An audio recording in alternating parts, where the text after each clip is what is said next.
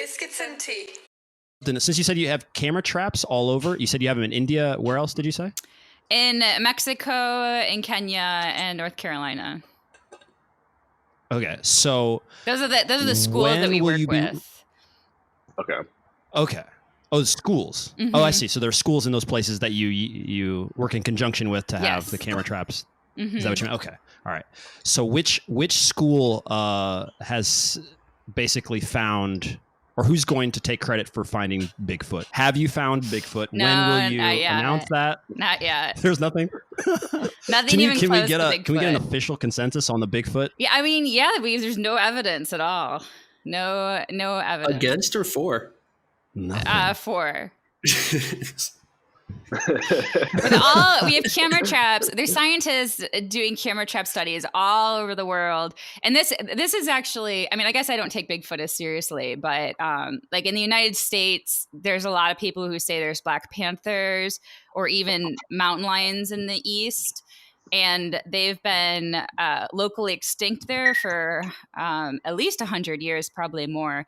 But like if I give talks, people will always raise their hand and say they saw a Black Panther or a mountain lion. And mountain lion is puma, cougar; they're all the same thing. Except for Florida. In Florida, there are the Florida Panthers.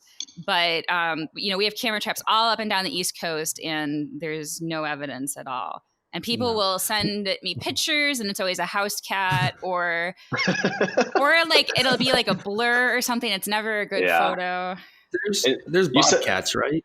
Yes, there's lots of bobcats. Okay.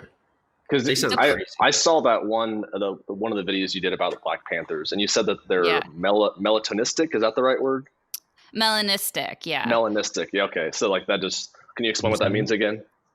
It's just a genetic mutation where they turn mostly black. So it happens in leopards and jaguars. And you can still see there's spots underneath. From what we know, there's been no records of a melanistic mountain lion.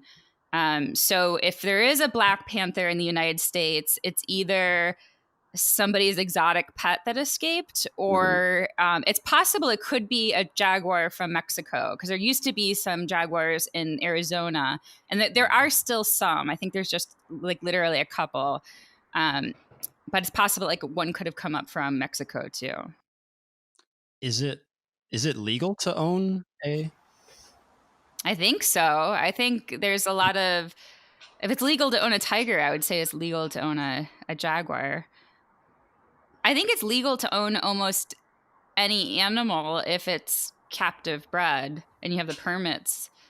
I mean, you have to look up your states and everything. And I don't recommend people own these animals at all. Even if it is legal, you should not own these animals because. Well, the way you said that, if that was the rule, I'm sure there is a state given how large. King?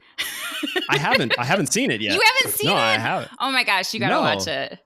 Yeah, everyone keeps telling me. So. There's more tigers in the state of Texas than there are in the wild. That's how many people own, because people just want to buy tigers. They want to. It's a status symbol. They think it's cool. I don't know. Like can Mike Tyson started that, right? Can I hug him? They're yes and no. They're tamed, but the way that you have to tame them is pretty cruel. You basically take them away from their mother at birth. And in Tiger King, they show this. Like literally the second the baby tiger is born, they're taking it away from the mom. And you have to, wean it off of milk that you give them, so they're used to you. But then they grow up to be a full-grown tiger. And I mean, yes, they are tame. You can probably touch them and stuff, but I would always say they're a wild tiger. And Tiger King, in the very first episode, there was a girl who got her arm bitten off, and or I guess she's a man now. Yeah, so I mean, it's always going to be a wild animal. Yeah. There are tons of homeless dogs and cats, and there's even rescue centers for for birds and other weird animals. So just don't buy a exotic animal. You don't need to. Yeah, and they're expensive too. I know what he's thinking. Yeah, don't buy a tiger. Tyler, do not. The tiger does sound like fun. If you can we just need to figure out how to get like a pygmy elephant is what I really want. I'd love a pygmy elephant or a pygmy giraffe if we can genetically modify them. No, it wouldn't work because elephants are really social. So you would need to have like a herd of elephants. That is not deterring me from getting a herd of pygmy elephants. It'll be extremely hard to do because elephants are really hard to breed in captivity in general. Even zoos struggle to get them to breed. Zoos struggle to take care of them properly. Even though I'm not against zoos that do a good job, and there's a lot of zoos that help conservation and serve educational purposes. But a lot of zoos were built in cities, like hundreds of years ago. Like the Buffalo Zoo, I think was built in the 1800s. So there's nowhere for them to expand. Wow. And a lot of zoos are releasing their elephants to sanctuaries because they don't feel like they can take care of them.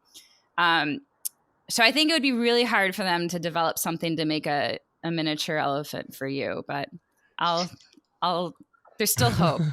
So actually, you as long as there's hope. You guys might be interested in this. There's scientists definitely in Asia, I forget which country, who are trying to resurrect the woolly mammoth.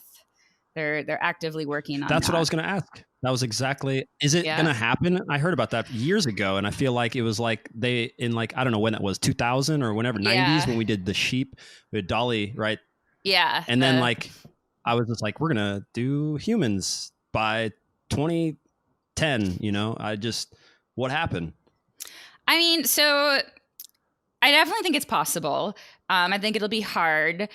So they'll have to, it won't fully be a woolly mammoth. They'll have to fill in the pieces with elephant DNA. And the big hurdle they have to cross is getting an Asian elephant impregnated with this embryo and carrying it successfully to term. Because like I said, they already have a hard time with captive elephants. But it's totally possible. And on one hand, I think it's really cool and it would advance science for a lot of endangered species. So there's a lot of individuals, or there's a lot of species that there's only like a couple of individuals left. And for those, that you can't just like regularly breed them, it's really difficult. There's inbreeding issues and things like that. But in terms of I just think it would be a cool thing to do in terms of conservation or ethics. It's very sketchy because the species has been extinct for a long time. And like I said, elephants are really social. So if you bring back this one woolly mammoth, I guess it would bond with the Asian elephants that's with, but it's an ethical issue. Should we be doing this?